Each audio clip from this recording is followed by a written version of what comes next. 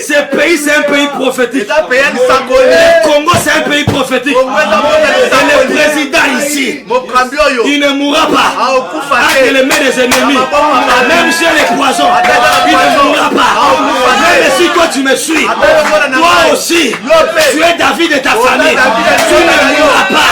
Même si on met les poissons. Amen. Je vous dis, en qualité d'un prophète, le président de la RDC et le David d'aujourd'hui, il doit faire alliance avec Saoul. Parce que Saoul, il a la folie. Il faut David ailleurs. Il doit jouer la guitare pour que Saoul puisse avoir la paix. Même Saoul aussi, il a besoin de David. Il a besoin de la guitare de Saoul. Je ne suis pas là aujourd'hui. Je ne vais pas entrer là-bas. Saoul, c'est lui qui régnait. Saoul, il est Yémen. C'est lui qui régnait. Alléluia. Amen. Mais avant que David tu succèdes à Saoul, tu dois d'abord faire alliance. Amène ta guitare, David. Amen. Va voir Saoul. Va voir Saoul. Sous la guitare. Sous la guitare. La folie de Saoul va les quitter. David ne peut pas tuer Saoul. Parce que toute autorité vient de Dieu. Le problème de Saoul, c'est ce Dieu-là qui le réglera. Le problème de Saoul, c'est entre les mains de Dieu. Le Congo, c'est un pays démocratique, mais c'est un pays de Dieu. Est-ce qu'il y a quelqu'un qui m'a compris?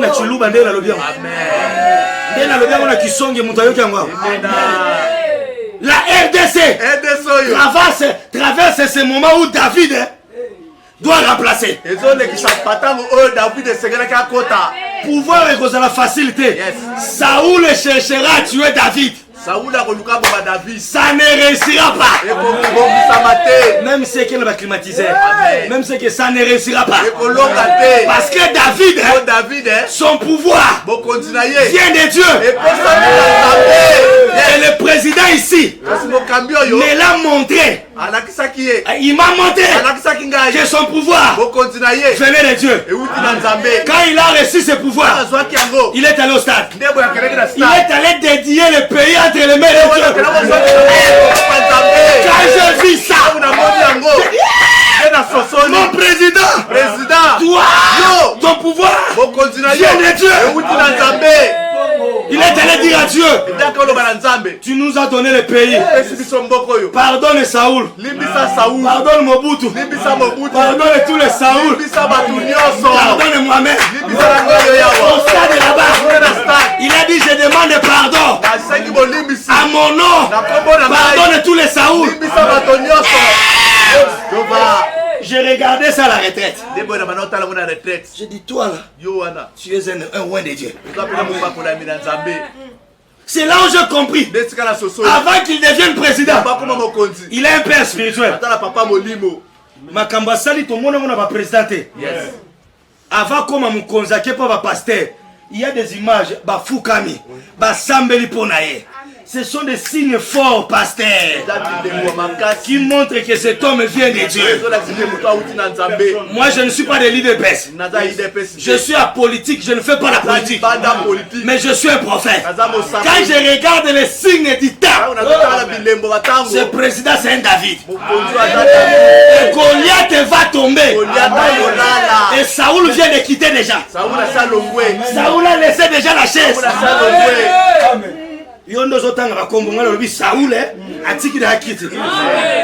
Saoul a laissé la chaise. Maintenant c'est le temps de David. Ça ne sera pas facile. Parce que Saoul avait l'armée. Saoul avait des collaborateurs. Mais David, quand il vient au pouvoir, il est court comme ça. C'est comme ça que les gens disent, oh, attends-moi, mingi te bosse la makambo au monde dans 5 ans, 10 ans. Je lui donne la chance. Je parle comme un prophète. Zamba c'est 10 ans au Esaïe. Il a des bonnes idées, papa. Il changera le salaire des fonctionnaires. Omboka ninto pambola ba considère. Kasavuba ya bafingi. Lumumba ya bafingi. Mobutu ya bafingi. Saoula ya bafingi. Amen. Moi je veux pas de problème avec des noms. Saoula ya bafingi. Nana zo comprendre Matteo. Si vous finissez par tenir Mobutu, oh abomaki. Kasavu, oh abomaki. Bon Lumumba, ah abomaki, il y a que tu connais battre. Si vous David aïe. Non, moi je bénis David. Je bénis notre président. Moi je bénis le président de la République. En tout cas, le matin, le président. Oui, je bénis le président. Zamba longola liwa na bansela na ye. Ata mutu mo akana tiele poison et l'eau. Je me sens dans la sécurité. Amen. Nazomi yoka lokola na pembe na batala muka.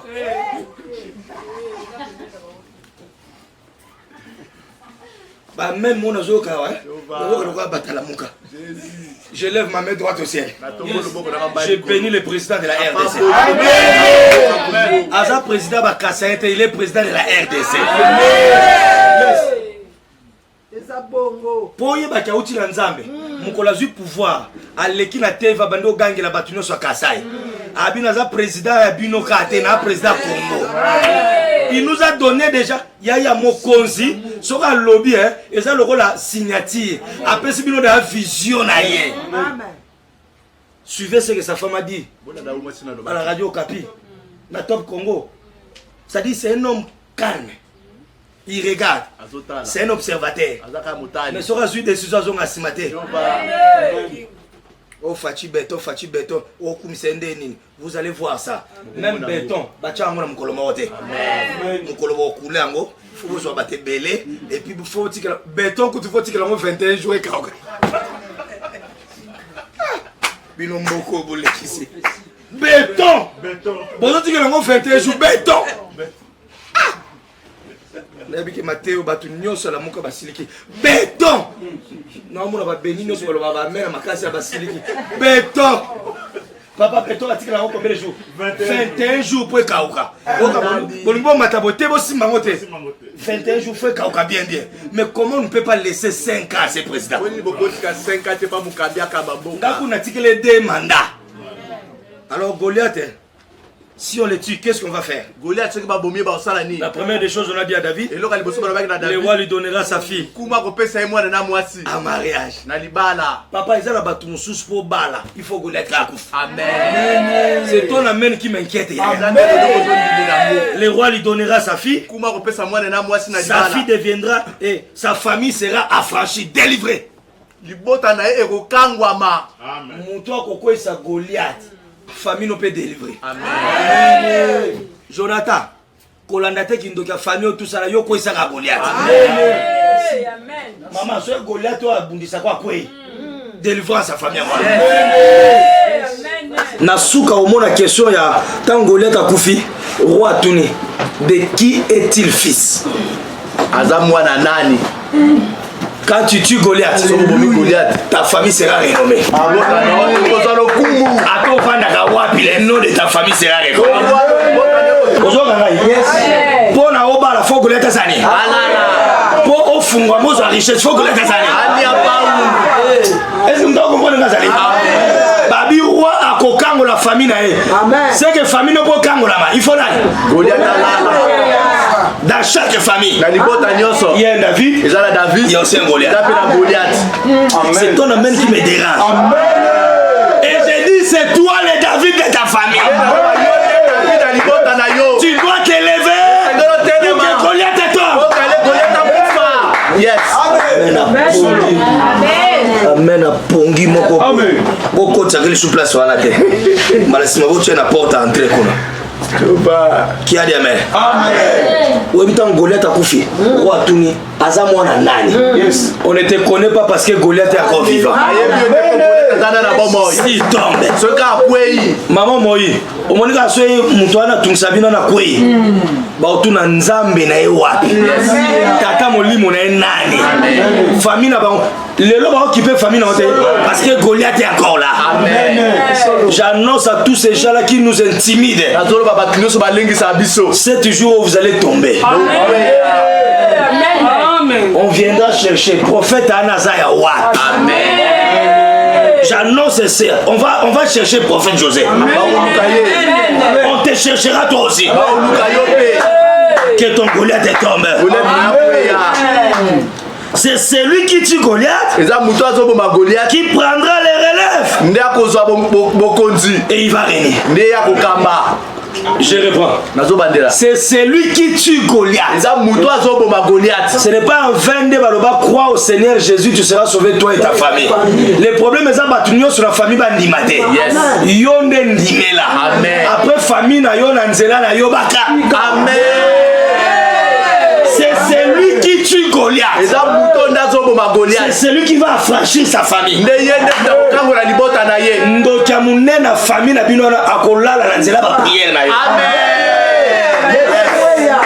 C'est ta prière qui tuera Goliath. Après toute ta famille sera délivrée. Bandaka église na abattoir. Na abattoir batouana ba na tena le pan to kotaki. To sala prière mora 7 jours to banda mardia. To sala prière mora 7 jours to bika Goliath sani. Obi ke pas to comprendre te ba mikolo mo ba kufa. Moi ça kufi mo bala kufi. Moi na tanga ba kombo zate, moi ça kufi mo bala kufi. Na comprendre te tanga ba kufi. Oui personne ba bali. Amen. Il y a déjà. Amen. Il y a des gens. S'il est toujours là-bas, tu n'occuperas pas ces postes-là.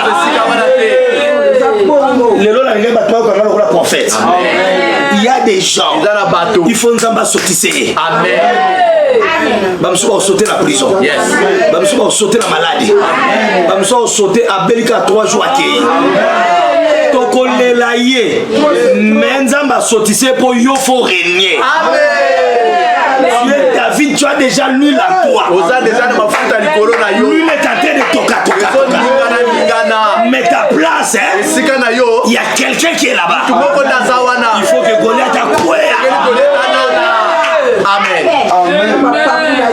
Boy kwa nini mokonza mboka kendeko dédier mboka la Congo na nzambe pona mboko oyo Mobutu aloba on a discours.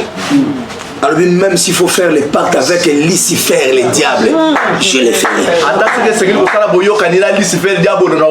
réalité, c'est dans l'abondance du cœur que la bouche parle.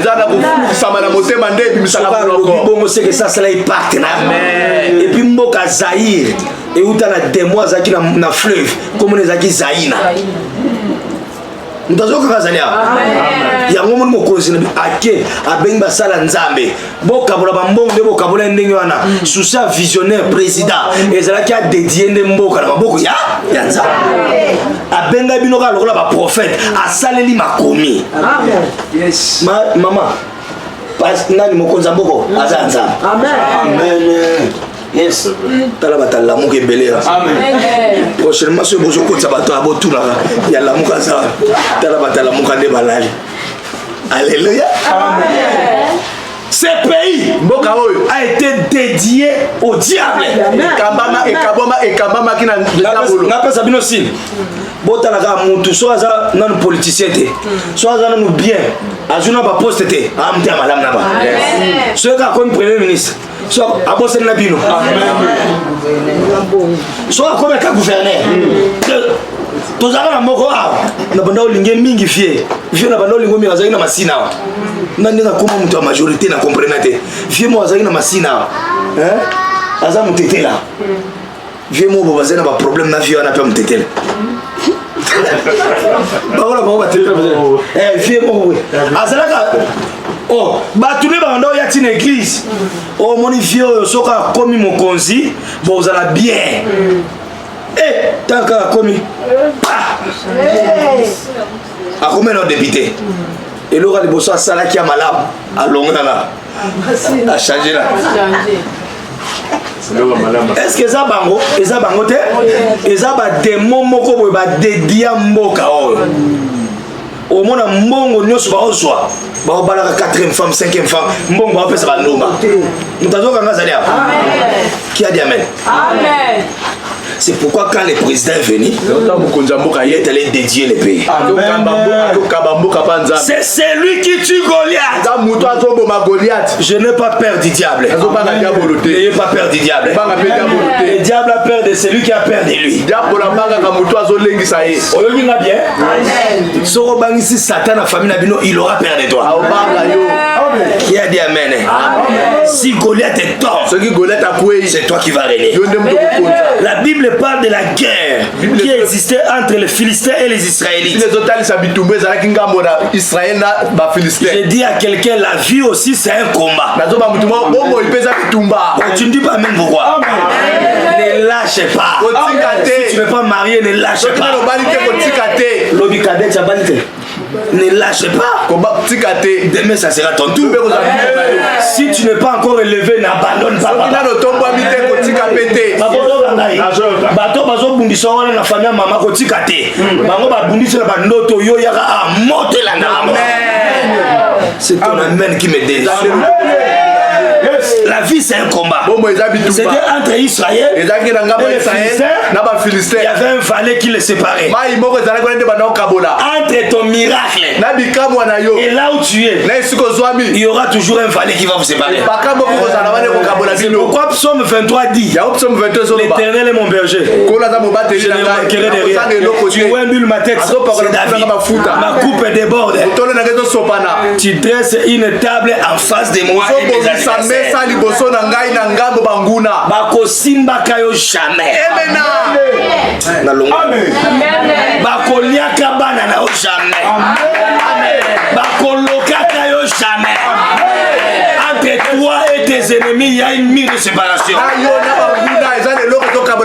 Entre toi et ton miracle, il y a toujours un valet. La Bible dit pendant 40 jours, Goliath insultait mon peuple. Pendant 40 jours, Goliath insultait Israël. Personne n'était capable de remettre Goliath en place.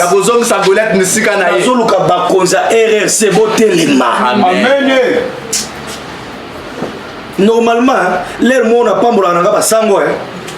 Ce batamboka basel mo nungu au église catholique batindi soki fridolé soki nani au ka lobby loi ne olekate amen au ba catholique ba lobby mais ya biso église à réveil bazawa yoka ana moni ba noko na bango bazaga yango ba yeba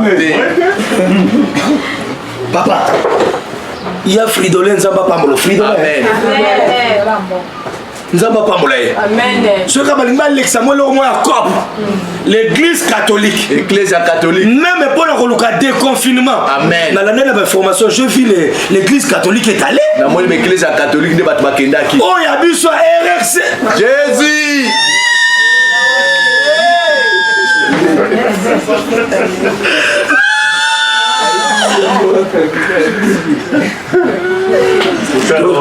Toujours mon cacao. Donc, en 2016, Batoubel, 2017, Batoubel, 2020, Batoubel, 2020, je suis allé qui sous autre chose, 1 million. Pour tout ça, moi, ma camobo, n'a pas besoin pour convaincre Batufombo. Donc, il y a biso bazawapi. Baleka kaka, so esi bakanga ki na prison. Tanga lenga bima suko la réputation na e, o to liaki biso no so liaki, on dira monenga na délégation. Non ka kanda likambo na kolia. Tala lo akande lo wana. Batanga na ba kombo na ba. Oh, ba pasteur nyos baliaki au moins ba pasteur nyos baliaki. Ndana liaki. Même quand je prêche ici, je n'ai pas mangé. L'autre côté. Pour ba tu baza la convaincu. Ezali kamuté ba pesa ba mbongo. Amen. Jean-Baptiste azaki na désert. Ba tu bazo la ndeti na désert. Pour ba tu ba yo kabino tu dois avoir Dieu seulement. Les gens te suivront. Amen. Yes. Azolo ba mena zawabe. Papa pendant 40 jours. 40 jours. Goliath insulté. Goliath azo finga. Nazo mona mona Congo awa. Bakangi premier ministre botika makamne na justice. Solidarité toye okangete bozo kiloa. Et puis au monde ba déclaration. Bolo ba intimidation. Oyebi ke mboko ekoma lokola ngambo moko mboko ekoma lokola soza la coalition te oza Uganda me na Congo. Bozolo ba mente po ani mboko eza mboka na biso. Yes. Ata président place azana landingai ayebi ke mboko eza mboka na biso. Donc individu mo leki a intimider. So bo meki osimba mutu wana na paralyser mboka. Yako paralyser chango. Okoyoka ndenge chango ezala. Amen. Pendant 40 jours, Nassima Babito Ocholo Mayele. Papa, pendant 40 jours, interprète ça, pendant 40 jours. Pendant 40 jours, l'insulté. Abana finga. Est-ce que vous avez dit que la loi au Baba c'est la député $2000, vous allez avoir fingi biso. Vous allez avoir même tempo ni bino ba tosenga biso ba transport. Bino ba to bo vivre na passe. Vous allez dire que non yo papa no ça salaire à $100 mais bango kuna bazana ngo déjà belé. À part salaire on a bazana ba mituka. Bazana kuna pour la population ba lobela ne population. Amen. Mais l'eau qu'on dit au monde, on va passer là combien? Et l'équipe déjà tu l'as quitté. Tu l'as quitté. Loi non elle l'as quitté. Baboy. Non non. Bonjour ça va solo. Na oil bonjour l'as quitté. Il y a même pour informer dans la taille na sama. Il y a les bonjour l'as quitté. Il y a les bonjour là à 2000 ba passer là bango. Toro babiso no bazanga mabato. Député za molobeli ya peuple. Ake kuna po ake ne ko représenter peuple. Normalement député akoko ma riche ndenge bango ba comité. Député faza il faut population de koma kimia ne ya za la bien. Amen. Amen. Amen. Qui voit ma ya bango moko. Maman za la kanda makasi. Qui a dit amen. Amen. Papa, ozo mona teke non, ce baba c'est bon $2000. Et ça le roi ba fingi biso. Ata bo condamné ba wewa, o ba tamboli ba marché, mais ba sali pe loka bien. Soki ba tambola kité. Loi il ngoleka. Ba magistrat ba ngaba contrôler ba premier ministre. Si comme ce premier ministre a la majorité. Ce ba pesca ordre. On moni dossier na Bukango, Boaka na prison, balobele souté. Mais ce qu'on tala, elle lenga procès 100 jours. Elle lenga procès 100 jours. Je sais déjà que dans la caille dans la nakuke, va préparer la moi chambre mon koto. Elle lenga procès. Le amen. Bota le lenga procès depuis procès bandit Souki, président Lobité. Elle lenga démocratie. Amen. Yes. Président Kotité. Oui, c'est vrai, vous allez informer, pas un président. Mais à intervertir dans l'ordre. Qui a dit amen? Amen. Dimanche, on a beau changer, on a senti qu'il y a tout autour de Batalamuka. Dimanche, on a beau changer, on a senti Batalamuka trop, à côté de Beleto. Qui a dit amen? Amen. Pendant 40 jours, insulte sur insulte. Congo, réveillez-vous. Congo Téléma. Pasteur, réveillez-vous. Bimala Kindumba. Amen. Bimala Masanga. Amen. Moi, Nzambe, Bimala Baba. Réveille-toi. Ba député de Vota qui va yoksi biso soni. Amen. Ba fingisi kombo Nzambe. Amen. Cette fois-ci, il faut voter utile. Il faut voter utile cette fois-ci. Amen. Qui a dit amen? Amen. Réveillez-vous. Lamuka. Réveillez-vous. Lamuka. David a dit. David alobaki. Tout le monde a déjà été. Tout localisé Goliath à Zanai. Amen. Même Soda ou Azana Munduki. Abet a mitraille, tu peux te papa. Ça c'est aussi là yo. Amen. Toi prophète ici de la nation, ceux de Kisangani, ceux Wapi. Nous ne pouvons pas combattre en désordre. Ni disperser. Nous devons combattre dans l'unité. To localiser nani. Pour na moni opposant musu babio yeme bazo ba été. To lukato ba yeme yango za nani. Amen. Amen. Yes. Ba tuni mettre avocat mo boy. Bino et comme quand il y a yeme au sang yeme siko bon combat mutu yeme batuni yeme yango nani abio yeme za moko za boka na biso ngabite ye comme Félix François Tshilombo. Amen. 40 jours. 40 jours. Insulte sur insulte. Ma finga na ma finga. Insulte sur insulte. Ma finga na ma finga. Mais personne ne s'est levé. Tout le monde pas na hôtel mazala kité. Pour contrecarrer Goliath. Je vais m'arrêter aujourd'hui ici. Quand les disciples na moni na TV lobby papa, ceux ba disciples ceux qui a montumo waza ceux pasteur ba bien que ceux qui kaku ceux qui kaku ceux qui hein Philippe Kaku. Azana non Ivoirien. Azana Ivoirien. Oh bakanga na Côte d'Ivoire yona. Na moni montumo bo ya Philippe Kaku aleki na TV lobby. Alboza kimbangiste. Oza la catholique, oza la église de réveil, oza la église nyoso. Son numéro Philippe Kaku te. Aucune affaire. Et puis azole kana TV ata tata moko molimo ko répondre mutu wana te.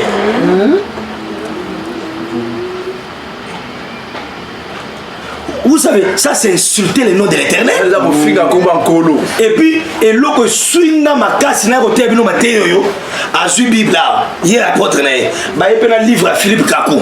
Ba le livre na ye eza la valeur ko le ka Bible.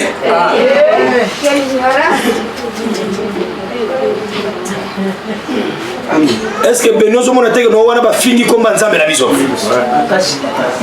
Quand on dit que Philippe Kaku est Dieu, si tu ne prends pas le baptême de Philippe Kaku, tu vas en enfer. Il n'y a pas un prophète qui peut parler. Aucun pasteur. C'est comme ça que Goliath est insulté. Excusez-moi, c'est l'insulte au nom de l'Éternel. Qui passe yoka makamuna yo ki lobi la TV. Abiba pasteur nyoso baba bandi. Abiba sango nyoso baba bandi. Alobi alobi batu nyoso église kimbangiste baba bandi. Jésus. Obi ke tokoko sangana be église nyoso to telemela muto wana. Amen. Alobi ba musulman nyoso baba bandi. J'ai suivi ça hier. Na ratel qui na pesi na chaîne na la on ratel qui. Abiba musulman baba bandi. Ba pasteur baba bandi. Ba sango baba bandi. Abi fio azala na kamba bandi munene.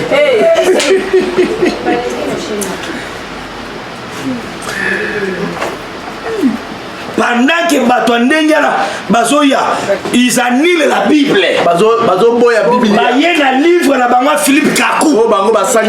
Nzambe na bango bakanaki na Côte d'Ivoire. Bon, on va mettre ma case. Personne n'est parlé pendant 40 jours. Tout le monde on est sûr.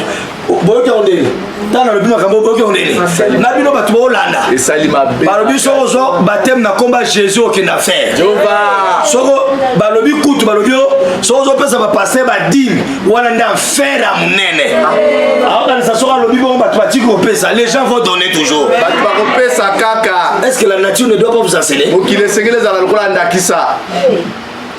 Ba pasteur ba lora ba papa molimo mwana nyoso so papa bokoli okomi ministre il faut ya na reconnaissance ala pa papa ya botayo soki na mokilezo sala me bon na makamuna nzabe so bazo ndimela Yesu mais bandi ma peke no mo sa ndumba pesa parfum pa Yesu.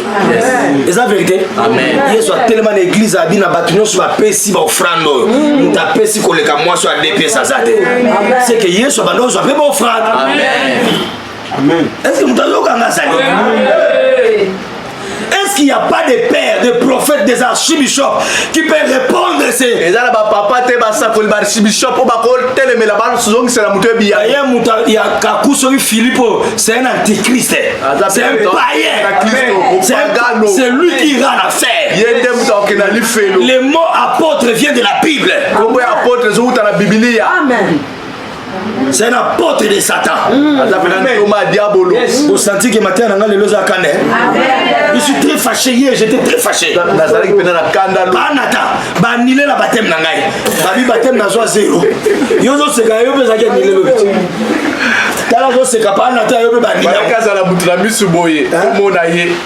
Et personne le bail. Bino nyos mo kota na l'église catholique. Na Kimbango, na l'église à réveil. Bino nyos mo ke na fer. Makambo na nzambe za ba intimidation te. Amen. Et puis avant muta bongo na motema, nous devons prêcher la bonne nouvelle.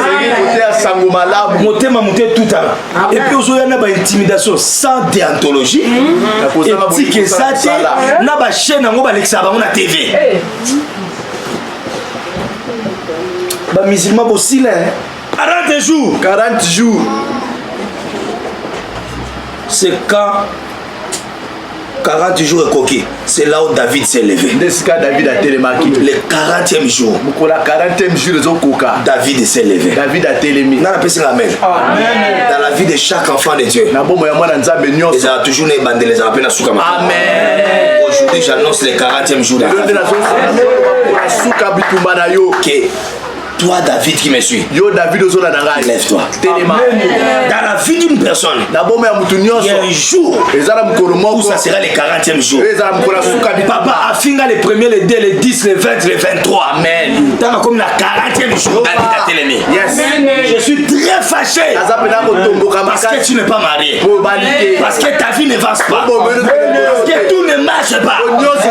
Aujourd'hui, tu dois te lever. Aujourd'hui, c'est ton 40e jour. Amen. Ba fingi trop berger. Amen. Ba papa le kana ba tata masala ba lobi trop. Ba seme kana ba lobi trop lelo za 40e jour. On doit se lever. Amen. Dans chaque vie, na bomo nyoso. Ezana ebandeli ya makambo za rapena sukara. Amen. Qui a dit amen? Amen. Qui a dit amen? Amen. Le chiffre 40 c'est le chiffre de la libération. Amen. C'est le 40 de la libération. Amen. Amen. Pour l'indépendance, mais dans le chiffre 40, c'est un chiffre de libération. Amen. Le chiffre 40, c'est le chiffre de la délivrance. Si tu lis dans Genèse chapitre 8, verset 6, chapitre 8, verset 6, c'est le 40e jour que Noé a ouvert la fenêtre. J'annonce dans ta vie qu'une fenêtre des opportunités s'ouvre devant toi. Après 40 jours, vous le mettez bêta. Na bato bazo bela yeme. Amen. 40 jours na bino zalelo. Amen. Yes. Yes. Ezala na bato moko ko finga. Ba bosa ni botu na bato ba leka. Amen. Batata mo butu baza wapi lelo. Papa zanga mo mutokenda. Ayo kana insulter. Non, non, bien, amen. Bilo batu bo renier, beauté te. Pour qu'on intimide kaka batu. So bon meki, to sala boy, o meki. Il y a toujours un 40e jour. Amen. La 40e jour, la période à Noé, vous les bêtes, mais la 40e jour, c'est katana. Mboka Congo to nyoko ami trop. Et ça la batu ba olanda bo nyoko ami trop. Kobala, libala te. Kobonga te. Mais aujourd'hui c'est ton 40e jour. Berger soit dans c'est ton 40e jour. Je dis c'est ton 40e jour. Que Dieu ouvre une fenêtre dans ta vie. Ouvre une porte dans ta vie. Yes. Dans Genèse chapitre 50 verset 3, c'est le 40e jour qui a annoncé la fin de pleurs de Jacob. Bakosi makambuke Joseph akufi. Yes. Asala matanga 40 jours. Amen. Nasuka 40e jour alati bilamba. Amen. J'annonce la fin de pleurer. Amen. La fin de deuil dans ta vie. Tu ne pleureras plus yaya. Amen. Délivrance et bandana na révolution. Amen. Avant mboka nyo ça vaut la révolution. Avant la délivrance, il faut ba révolutionnaire ba téléma. Amen. Yes. Ba Martin Luther King ba téléma. Yes. Ba Haïti na bala ba téléma. Amen. Yango zo mona ba kombo etangama. Yes. J'annonce dans ta vie. Nazolo barabo moina. Kolele sile. Amen. Nabi kolele sile. Amen. Jacob a là moi na 40 jours. Mais après 40 jours, c'était la fin de pleurer.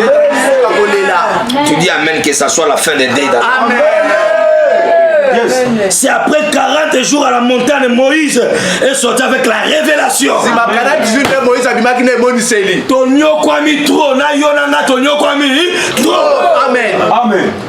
Après prière à l'élo. Yes. Nous avons pas sur révélation. Yes. Il y a mobile na yo, il y a vie na yo, il y a voyage na yo. Nous avons la Amen. Tanga sali 40 jours na ngomba. Ya soko uti na ngomba fo kita.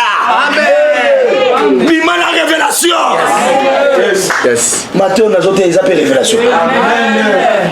On va maintenant boire. Amen. On va maintenant boire. Amen. C'est dans Exode 14, après 40 ans, nous avons mis le peuple à Israël. Amen. Là où tu étais bloqué, que Dieu te libère au nom de Jésus. Je te libère. Amen. Après 40 ans, tu libéré à Bango. Amen.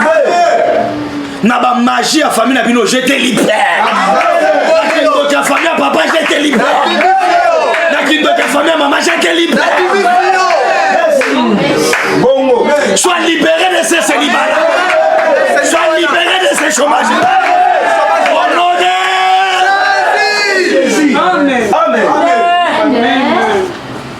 C'est le 40e jour. Ah, la Bible dit. Hein? La Bible dit la gloire de la seconde maison dépassera la gloire de la première maison. Qui a dit amen? Exode 14 verset 18. Tu vas lire ça à la maison. Je lis ça rapidement. 14 verset 18. Je suis là. Et les Égyptiens sauront que je suis l'Éternel. Quand Pharaon, ses chars et ses cavaliers auront fait éclater ma gloire. Alléluia. Amen. Non, amen. Amen. Tous ces gens qui te combattent là, ils sauront que tu as le véritable Dieu. Parce que la gloire de la seconde maison va dépasser la gloire. Non, amen. Marc chapitre 1 verset 13. Marc 1 13. Marc 1 13. Marc 1 chapitre 13. Marc chapitre 1 verset 13. Où il passa 40 jours tenté par Satan, il était avec les bêtes sauvages et les anges les servaient. Jésus a passé 40 jours. Yesu alikisaki 40 jours. Le diable l'a tenté. À la fin, les anges ont servi Jésus. Amen. Après, moi, il y a J. Yo, et ça arrête à la tentation. C'est la fin de la tentation. Après 40 jours dans la montagne, les anges sont venus les servir. Na fungoli ba porte nyoso kangama la vie. Amen. Ange ensemble va servir. Mais toi localise seulement Goliath. Les Philistins deviennent tes esclaves. Pardon. Amen. Son Excellence, Monsieur le Président de la République. Amen. Makambo nazo Sabino. Bozo matea oyo na vie na yo soko lingo bala olingo ke liboso ya ko bunda bibunda bunda te. Amen. Localiser Goliath no azawa. Yes. Amen. ngala yamba batu nyonso te na église so na monika moto azande Goliath avina ngana yambete amen bunisa Goliath Yes. po bango nyonso balala Amen. naza sio mokolo Saul alonga na mboko Amen. bango nyonso bakobatama Amen. tu as besoin de discernement Vous allez posa bososoli. car si l'ennemi n'est pas identifié Pour ceux qui m'ont guna yebanité. tu ne peux pas tuer ton Goliath Oh boma Goliath na wete po orolonga te. bazo sakana na bata opposition parce que ozo identifier cible à malonga te Amen. Lucas cible abitumba na yo Jehova. nzambe alinga to finga komba nzambe or le nom de l'Éternel ezaka représenter na basali na ye Ko le tandisa mina nzela basali na ye. batu nyonso bafingi bandimi soki ka corona nde mutu bondima epo tokanga baeglise gloire à Dieu mais soki na nsima ya corona bokangi baeglise mpo monde ya ténèbre ezosupporte moto église te il y aura des conséquences Bambano ezali. lokwa na lakai bino qu'est-ce que le Seigneur va faire Nini kola osala. pour ces pays? Pona mboka oyo. La prophétie, j'étais à la montagne le jeudi. Dieu m'a dit ceci. Dans ces pays, nous devons nous lever. Dieu m'a donné psaume 60. Ésaïe 60. Lève-toi. La prophétie, c'est notre prophétie. Après Corona. Ésaïe 60. Papa, après Corona, qu'est-ce qui va arriver? Ésaïe 60. Oh, prophète Anata Kinini, n'a pas si kisi après Corona. Voilà les choses qui vont arriver. La première des choses, toi qui es faible, lève-toi dans la prière. Lève-toi. Nzamba pesi Corona ou aussi la gana ba antidote na wana te. Et aussi la prière, lève-toi. Sois éclairé. Moka o ezo ke ne liboso te bato molili baza ebele. Bata kisi baza ebele. Bata magie baza ebele. Toi qui me suis, la solution, lève-toi, sois éclairé, car ta lumière arrive. La lumière est en train d'arriver. La libération est en train d'arriver. La liberté est en train d'arriver. La vie va changer. Voici les ténèbres couvrent la terre, l'obscurité les peuples, mais sur toi la RDC, sur toi qui me suis, ta lumière arrive. Ta lumière arrive. Sur toi, la gloire de Dieu est en train d'apparaître. Béni Bongama, téléma la prière. Pour Kembo mi balé kolika ya liboso. C'est ça la prophétie que Dieu m'a donnée pour la RDC. Après Corona, c'est la gloire de Dieu. RDC, écoutez-moi. Ça, c'est la prophétie que Dieu m'a donnée. La gloire est en train de venir. C'est la prophétie que j'ai reçue à la montagne. Le prophète Anate, Nzamba Lobinin, Otengana Nzamba Lobite. Qui a dit Amen? Qui a dit Amen? Amen. Après Corona, il y a la gloire, papa. Amen. Il y a la gloire, Yaya. Amen. Qui a dit Amen?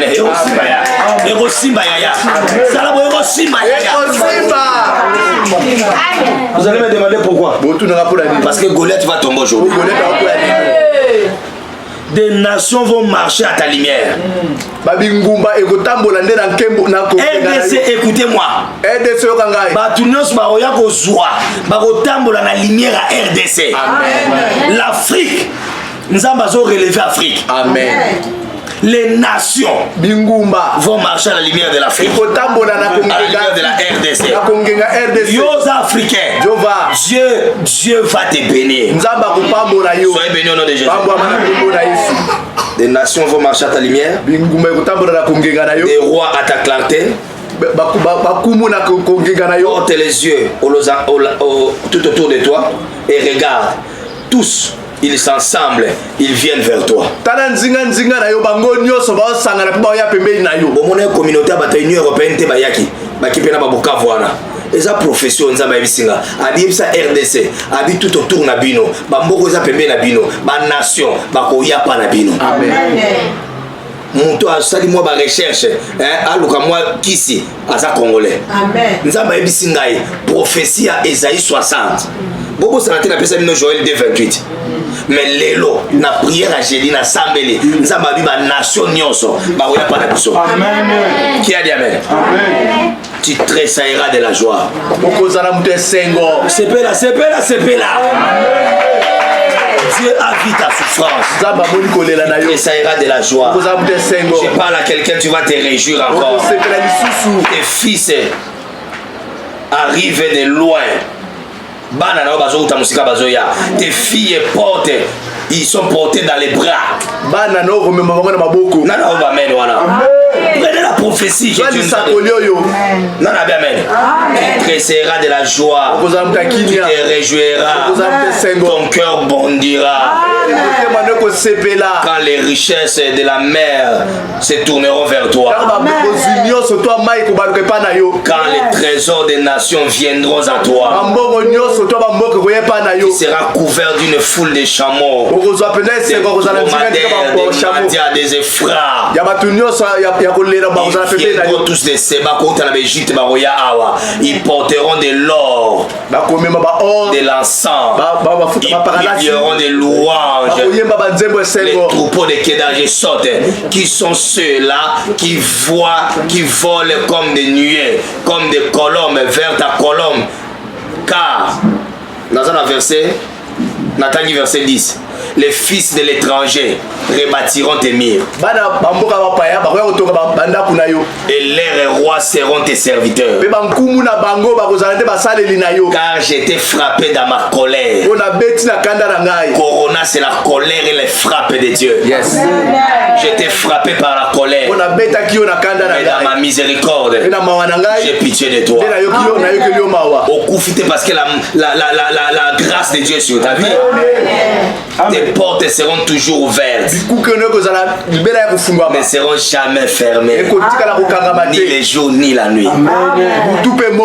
J'annonce à quelqu'un, et c'est Mwezoya, Kimi Zoya, ma porte ne retire la refungwa pour laisser entrer la bénédiction, afin de laisser entrer chez toi les trésors des nations. Car la nation et le royaume qui ne te serviront pas périront. Amen.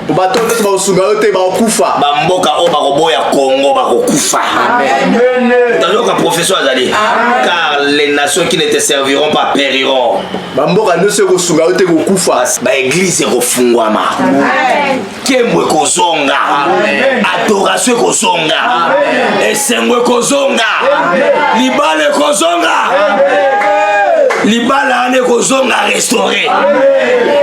Les fils des oppresseurs viendront s'humilier devant toi.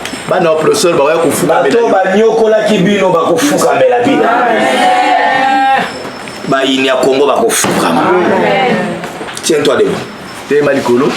Localise d'abord ton ennemi. Qui est le Goliath de ta famille? On dit qui va tuer Goliath et il sera récompensé. Et comme il y a toujours un temps pour toutes choses, il y a un temps de combattre, il y a aussi un temps de la victoire. J'aimerais que tu localises quel est le Goliath qui t'empêche d'être stable dans les mariages.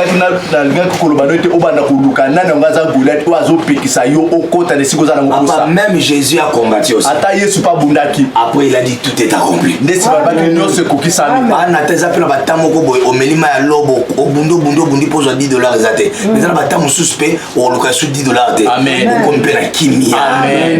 Localise un peu ton Goliath. C'est quoi ton problème? Même Jésus a dit tout est accompli. David a compris qu'il faut d'abord identifier Goliath pour bien le battre. L'erreur que Goliath a fait, il a insulté ton Dieu. Oh yo, c'est celui qui insulte ton Dieu. Amen.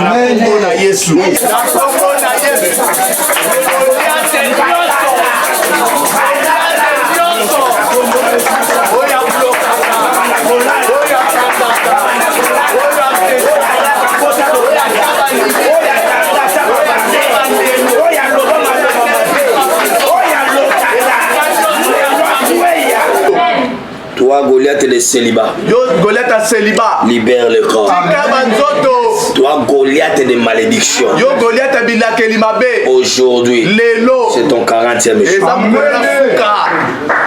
Libère le corps. Tika banzoto. Libère le corps. Tika banzoto. Libère le corps. Tika banzoto. Libère le corps. Tika banzoto. Toi qui ne travailles pas. Yo bandako salate. Après 40 jours, Sima 40 jours. Noé a ouvert la fenêtre. Noah fungula ki fenêtre. Et les portes s'ouvrent devant toi.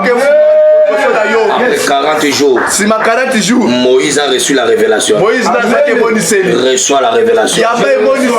Après 40 jours, Sima 40 jours. Jésus a été servi. Yesu ne va pas ça que bilei. Que les anges de Dieu Ba ange nzambe. puissent te servir partout là où Ba tu pesa yo biloko esika nyoso zwami. es. Ce que tu cherches, te cherche. Oh so luka yo De pe. parler à quelqu'un. Abadoro bana moto moko. C'est pas ce que tu cherches. Na ebite nino so luka. Mais aujourd'hui, Kasi lelo. comme Goliath est tombé, Lokola goleta kwei. ce que tu cherches, Oh so luka. commence à te chercher. Eba na pe ko luka yo.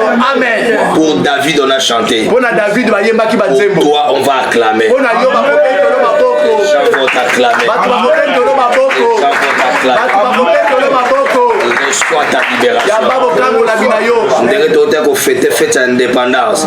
Je déclare en prophète. Nazoro balokwa mosakoli. Le Congo est libéré. Kongo bekango na mi. Yes. Le président est libéré. Mokonzi bakango na mi. Les institutions sont libérées. Balibeko bekango na mi. Toi qui me suis, tu es libéré. Yo zona na kango na mi. Maman, tu es libéré. Mama kango na mi. Mon frère, tu es libéré. Ndeko na mo kango na mi. Papa, tu es libéré. Papa kango na mi.